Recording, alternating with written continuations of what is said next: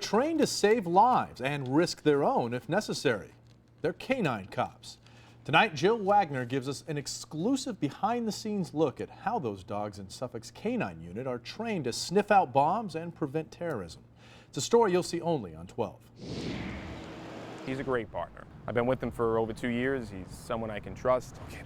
Suffolk police officer Michael Cassidy and his partner, Thor, That's a boy. are pretty much inseparable. You become extremely attached to the dog because you're spending so much of your time with him. Thor is one of 22 dogs in the Suffolk Canine Unit, a crucial resource as the department works to prevent terrorism. Well, there is no technology that can match what a canine explosive detection dog can do.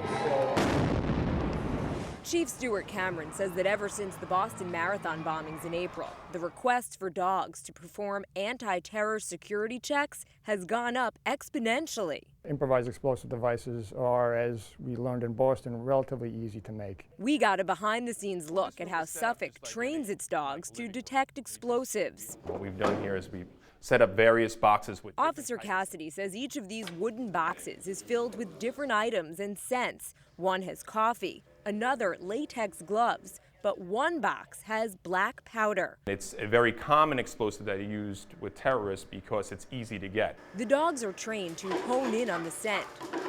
Officers try to distract them.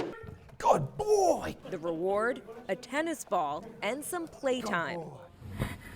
They always work for a simple thing, just to play with us and just to have us praise them.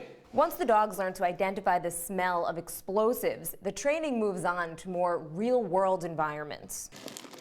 The trainers are going to hide an explosive somewhere in here. This room is set up to look like a regular living room you might find in a house. Thor quickly finds the explosives in the top desk drawer. After the dogs master this smaller space, they'll search cars, parks, and county buildings. You may have noticed the handlers speak to the dogs in English and German. See?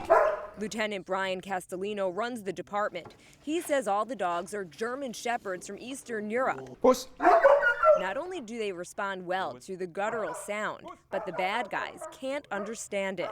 We don't necessarily want people to know exactly what we're telling the dogs to do at any given point in time. The dogs go through almost 300 hours of training before they're certified in explosives detection. And that doesn't include all the time spent with the handlers at home. We take them home every single night, so there's a bond between us and the dog and our family and the dog as well. A true partnership on both ends of the leash. I trust them with my life. Go up. Jill Wagner, News 12 Long Island. Good. The dogs in the Canine Unit all get one specialty, either explosives, cadaver, or drug detection. For more on our